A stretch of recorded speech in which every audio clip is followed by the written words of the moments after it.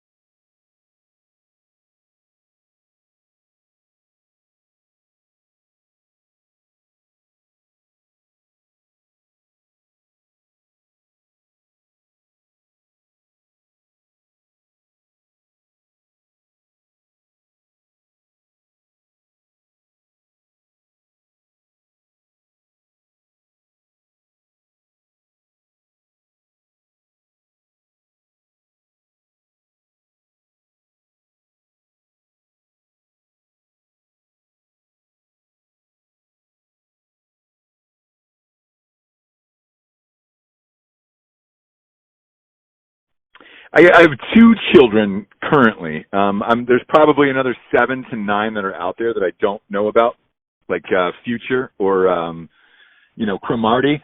But two that I know for sure that are mine with my wife currently. One is 5, the other one is 1. Okay, very cool. Did you guys do any kind of like gender reveal deal to find out what you were having, or did you wait to the end for the surprise?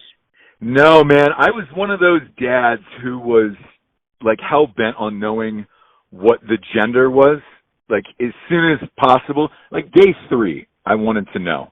Basically, as soon as she pissed on that stick, I was like, I've got to know what this is. And I went to every single doctor's appointment, everything, until, and I basically forced the lady into telling me, like, hey, that looks like a penis. Will you just say that it's a boy so I can move on with my life? Yeah, I'll tell you what, it's funny. With our first one, it was back in, my oldest is 13, so back in like 2005, 2006, my wife would be on the internet. She came up with all these crazy things to do early on, like stick a piece of cheese on her head. If the sides turn white, it's a girl, and pee and Drano, if it changes color. Like, she had all these different things they had online, and then finally we were able to find out what it was there. What do you have? I have 3 boys, and then we got the girl on the 4th try. If we didn't get her on 4, we'd have 5 by now, but we got her, and she runs the show over here now.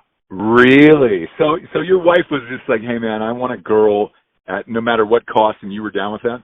I was right there with her. I definitely wanted to have the other side of the coin and get the experience, the other part of the party here. So I was definitely down with that. You know what's funny is me and my wife weren't, which is probably why we get along so well.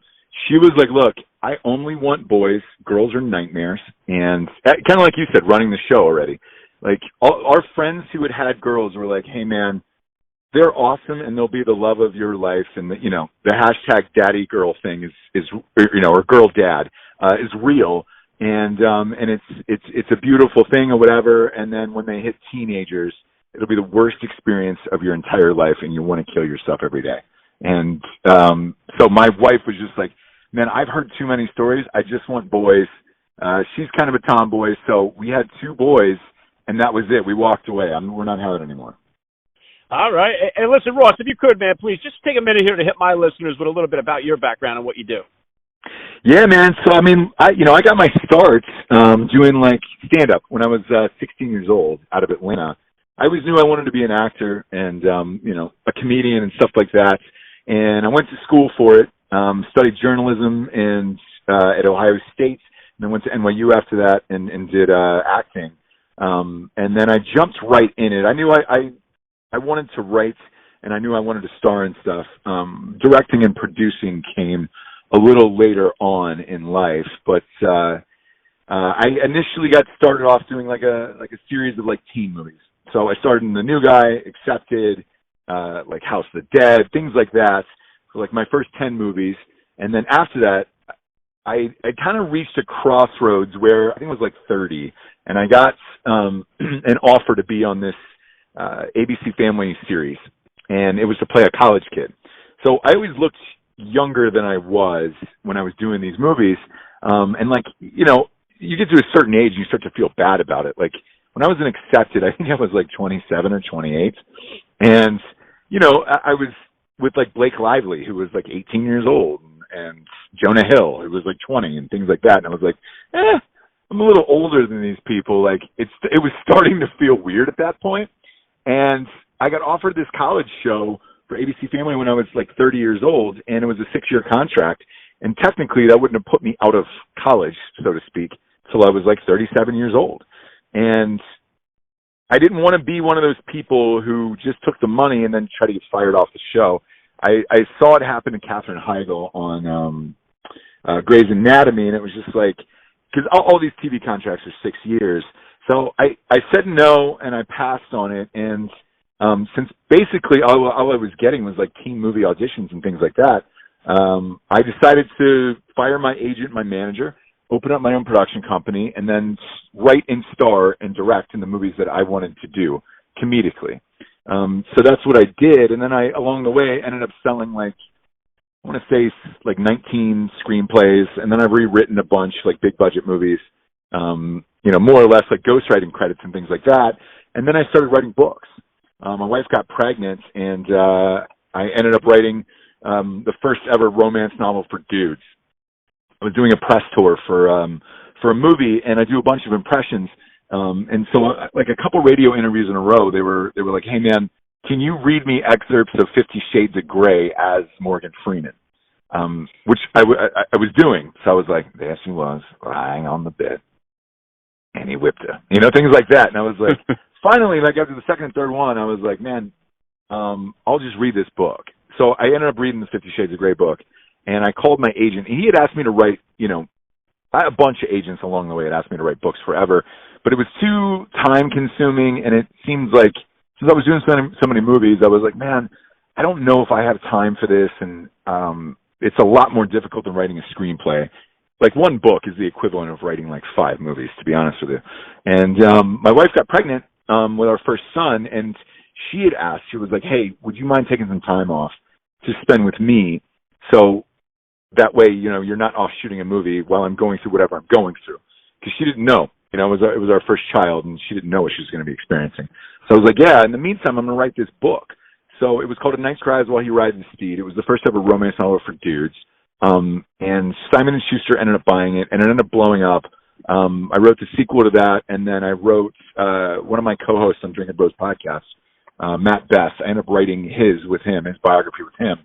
And that ended up being #1 in the world and on the New York Times bestseller list for like 9 consecutive weeks. In the midst of that, during the writing of that first book, I had noticed the media format changing in Hollywood, and podcasts were kind of starting to become a thing. And so I started a podcast called Drinkin Bros Podcast with my best friend, all my, like 4 of my best friends. That just crossed 8 million listeners this month. And then I do a spin-off show called Ross Patterson Revolution with my wife. That's got 1.8 million listeners. And then we opened up a media company, so now we own 5 shows, 5 different podcasts underneath that media company. So that's been pretty time-consuming. And right now, we're putting out around 42 episodes a month, podcast-wise. Yeah, wow, that's incredible, Ross, and what an awesome career that you've had. And it's great to see all the success you've had here. And now, with all these experiences, I can only imagine a lot of the, on the way up through all of this, a lot of it is self-motivated, you're into yourself, and then all of a sudden now you become a father. How did the experience of becoming a dad kind of change your perspective on life? Well, it's funny, man, because, you know, the self-motivation thing is extremely true in the entertainment industry, because there is no one that's going to help you, and nobody's really willing either, where it's like, hey man, are you an actor? Great, I'll put you in something. That's not how it works. Like, you know, even though the profession itself is, you know, kind of vain and weird, I will say this, man, if you're able to make it, you're cutting through millions of other people out there that are. And same with writing. Like, no one can push you to write a book or a screenplay or whatever. That is all you, all by yourself most of the times. Some people have writing partners and things like that. And it's tough. Now, when I had kids, it was sort of the same way, where it was like, if you were ever down in your motivation or self-belief in something, taking care of a child and putting food on the table and, a roof over their head, nothing will make you work harder than that, than having children, because once children come into the picture, it's something that, you love more than anything else in this world, and you will go to the ends of the world to protect them and help them and do anything you can for them. Therefore, it even increases your work ethic further. So I feel like I'm working harder with children than, I almost was without, which almost seems impossible, but it's true. For this, the new book that I owe, it is due in the fall. The last one just came out.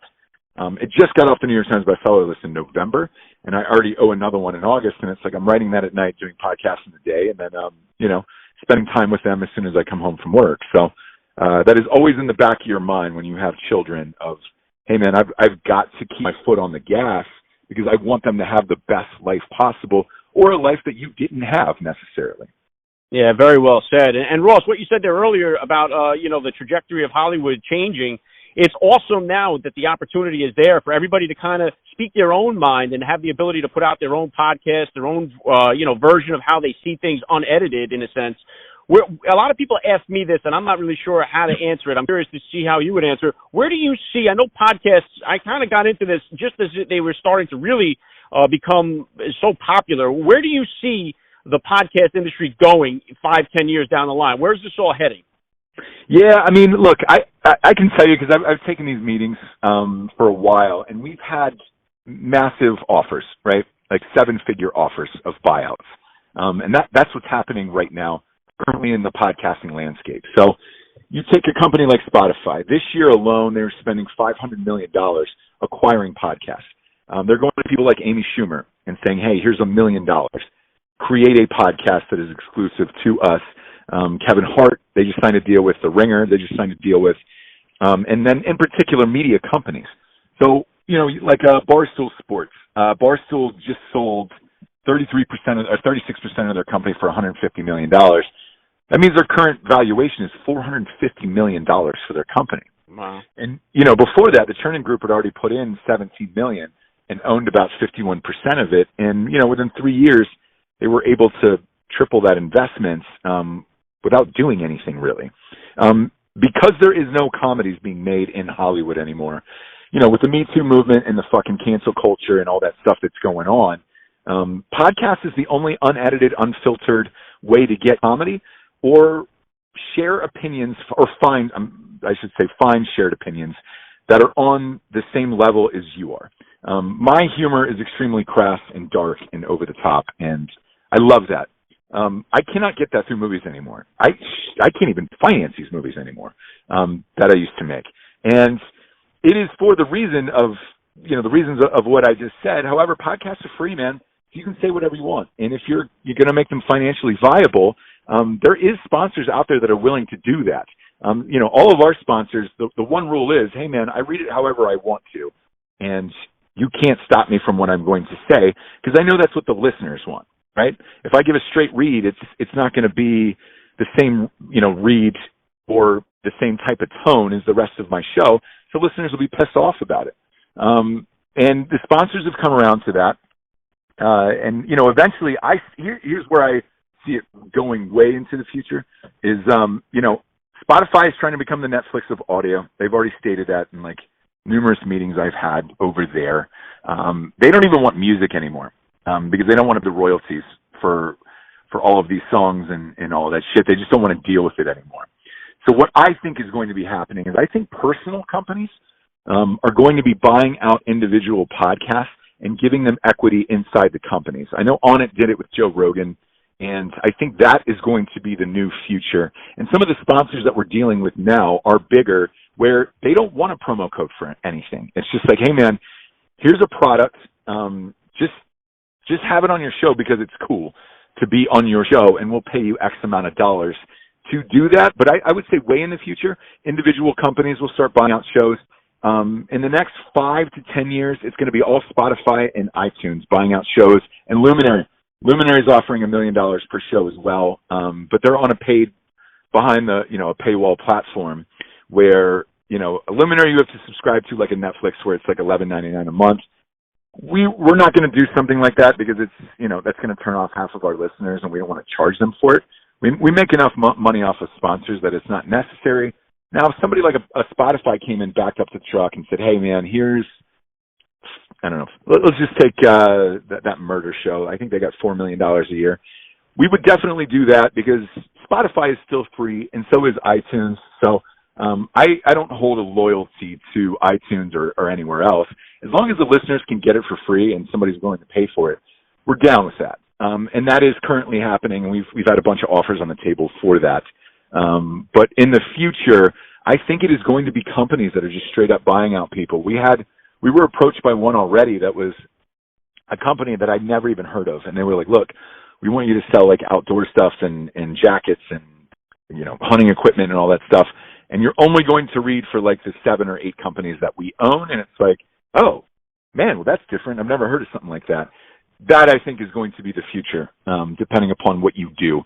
For yours being at like fathers and stuff like that, like it would make sense for like a baby Bjorn to buy out all the children's podcasts, or fathers or mothers or stuff like that, or Honest, Jessica Alba's company. Like it would make sense to own it and then constantly be promoting their products on it. Yeah, that's very cool, Ross, and that's encouraging, too, for the future, and it opens up the door for so many people to get involved in it. And I know one of the big things, too, that's on the rise, Gary Vee is always talking about it, this TikTok, very popular with the kids. Have you gotten your kids into the act at all here with the TikTok? You got them set up with a channel already? I haven't, and it's funny you ask that because, everybody in the entertainment industry, like, we get asked that all the time, like, were your kids going to do it? I don't want my kids to do it, per se. Simply because what their parents do, because my wife's an actress as well. If they want to do it, by all means, but I'm not going to push them into it. Whereas, I think my kid is funny and interesting or whatever. I don't know what the outside world will think. I also don't know what the feedback is going to be. Because let's face it, social media and the comments you get are brutal. And I'm hoping, with a hard air quote around the word hoping, that my kids aren't interested in it, because I've seen like kids in the neighborhood where like TikTok has destroyed their life, and in like a weird way, kids will get on there and say like mean shit about other kids, and you're like, oh god, dude. And then I've also seen the other side of like TikTok where it's like, man, like Will Smith now has a TikTok, and Kevin Hart and those guys, and it's like, to me, they're too old to be on that platform. It should be just for kids. Because when it's not for kids, it's not going to be cool anymore, and it's like. I think it'll be a flash in the pan, TikTok, I think. I don't see how it's really that much different from Instagram stories. And once older celebrities start getting into it and start ruining it, once Gwyneth Paltrow gets into it, it's over for TikTok. Yeah, and it's funny that you say, like, just because I never had any social media accounts at all until I started this podcast up almost 2 years ago now. And Twitter especially, I couldn't believe, like, I would just get hammered on there depending on what guests I brought on. And I don't even talk politics, but if I have somebody that's on the show, like I had Eric Trump on the show recently, and it's like I got destroyed on there. We don't even talk 1 ounce about politics on the show, but it's like I couldn't believe the comments that I got from all that stuff.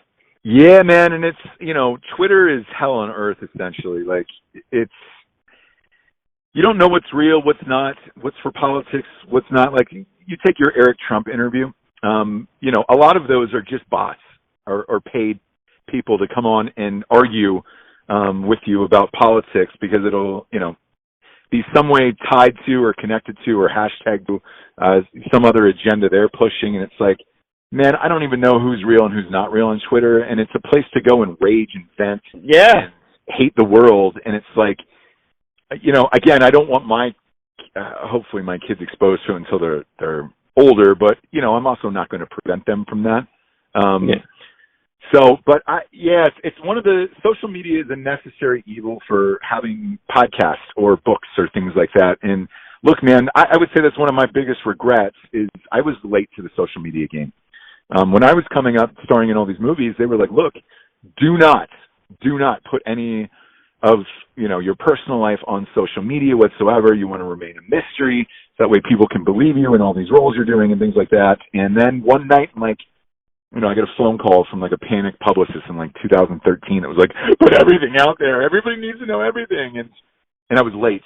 And, I have other friends who have made millions off of YouTube and everything else, simply because they were the first ones to do it. And and get into the platform ahead of everyone. I feel like I kind of did the same thing in podcasts where, we started 5 years ago and there wasn't that much competition. I mean, for a while, we were number 3 in the world in comedy behind Rogan. Wow. So, yeah, but with anything, like, dude, as soon as podcasts started getting big, now every celebrity and their mother has a podcast, and it's like, they're not even good so much. Like Conan O'Brien. I love Conan O'Brien, and I think he's rad. The fact that he's able to come out with a podcast and knock us off out of the top 10 overnight sucks. Like, dude, you're rich enough. You already have a talk show on. Like, now you're going to do a podcast, which is essentially just kind of your show. Same with the Daily Show, and today was Stephen Colbert's, and it's like those people don't even care about the art of podcasting or the format of it. It's just a money grab, and they think that they need to get their name out there more because, let's face it, man, I have more listeners than Stephen Colbert has viewers on a nightly basis. Wow. Yeah, that's incredible. Well, you've built up your audience, too, and you've done a great job doing that as well. Oh, thanks, man. I appreciate it, but that's also the reason why people are jumping into it, where we're reaching more people than, every basic cable show on television. Every day I go on air, I'm reaching more people than anybody on FX or the ratings on FX or Adult Swim or, any of your favorite shows. And I get why people are hopping into it. It's just like, I wish they cared about it more, Yeah. Hey, Ross, let me rein this back into you as a dad here. I know they're young yet, but what type of disciplinarian are you as a dad here so far? Are you a spanker, a timeout guy? How do you handle discipline? Both. Like, I'll spank and timeout, simply because, in my opinion, this helicopter parenting or, there's another word that's, you'll know it, man. What do you call those parents who are just like, they'll talk to their children in a nice way, or, they won't disagree with them, or they want to hear their thoughts on things, at 5 years old. And it's just like, dude, we're not doing that. If you scream or cry or throw a tantrum in a restaurant, like, you're getting taken home. If you say the wrong, thing or don't do your homework like you should, because, like, I don't know about your child, but, like, in kindergarten, my kid's got homework. Like, he's got to read books and stuff.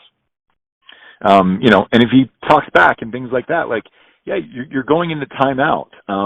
Or if you push your brother down, knock him down the stairs or whatever, like, you're going to get a spanking for that.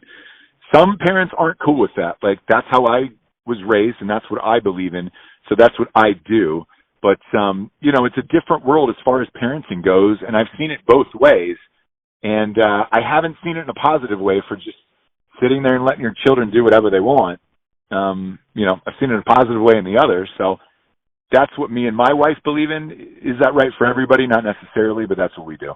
Yeah, and what's funny about that, Ross, too, is, I have 4 kids, so each one of them requires sometimes a different style of discipline. One kid, you could smack him all day long. He ain't going to listen. The other guy, you can threaten to smack him, he's going to listen right away. So everyone responds a little differently, but a lot of the successful people that I'll have on the show here, whenever I ask them that, I'll say, is the discipline style different than you grew up with? They'll say, oh, yeah, I grew up getting spanked and getting punished hard, and I don't really do. But it made them in some way, they're all very successful, and it didn't ruin their life. And I think we've gotten to the point here where the participation trophies and all this stuff has really started to ruin a lot of our society. That, combined with the fact that so many kids are growing up without a father in their life, I think is definitely causing a lot of trouble in our society. Yeah, I do too, man. So that's why I don't subscribe to, like, oh, it's a different time than when we grew up. It's not. Family values are still family values, and the way you're raised will determine, more than likely, the person you're going to be in life. Just because we have, different electronics now, iPads and things like that, doesn't mean you change as people, and it doesn't change like a discipline style within you. And I'm raising my kids the same way that I was raised. I came from loving parents. I don't have a bad word to say about my childhood, but yeah, I was spanked, man, and I was in timeout. And if I did things wrong, like, same with my kids, they're gonna learn and know about it. I'm not going to treat them any differently just because the rest of society is starting to.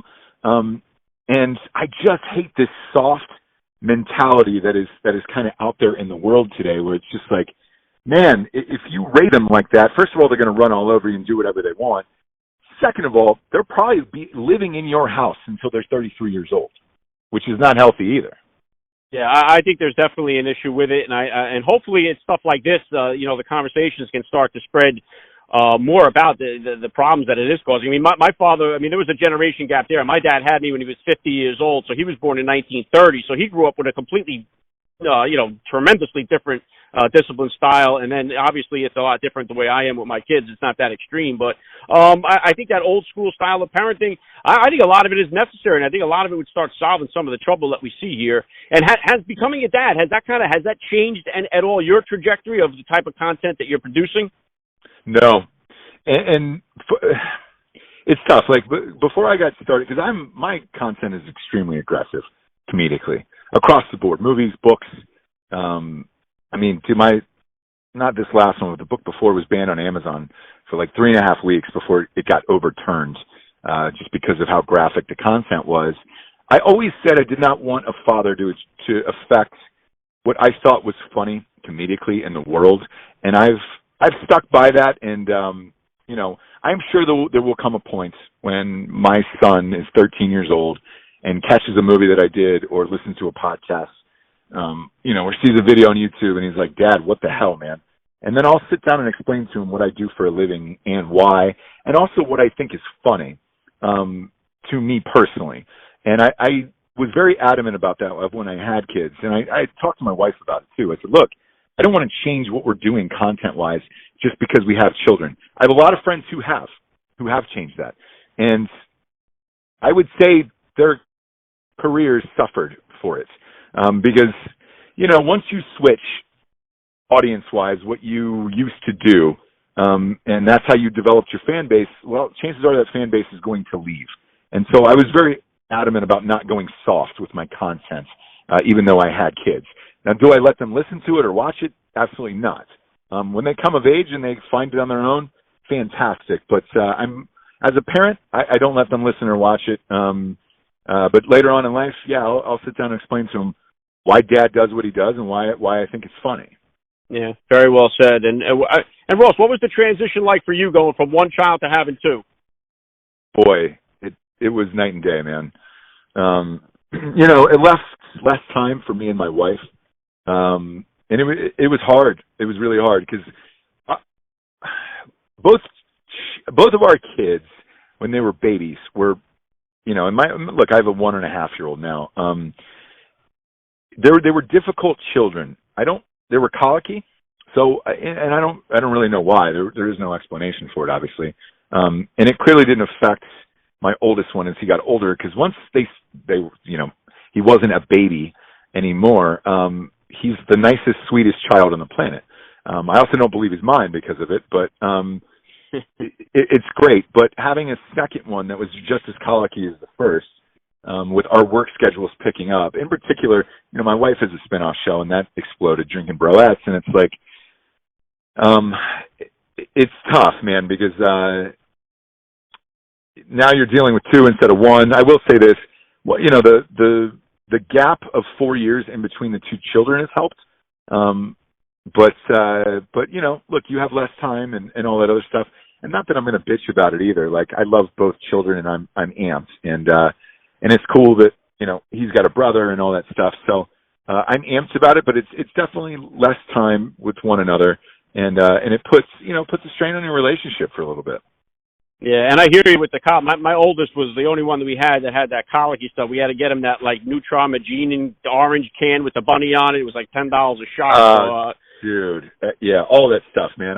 You name it, any one of those drinks or juices or tablets, like across the board, we've given them. Where it's like, hey, take this little tablet of, whatever those dissolvable things are, and we tried all of them. None of them really worked, and it was just a thing of like once they hit two, once my oldest hit two, he was out of it, and hopefully the second one won't be the same, but we're still kind of going through it right now. Yeah, it's definitely cheaper if you get them drinking from the tap. What you've had so much success here already, Ross. What kind of plans or goals do you have here for yourself for the future?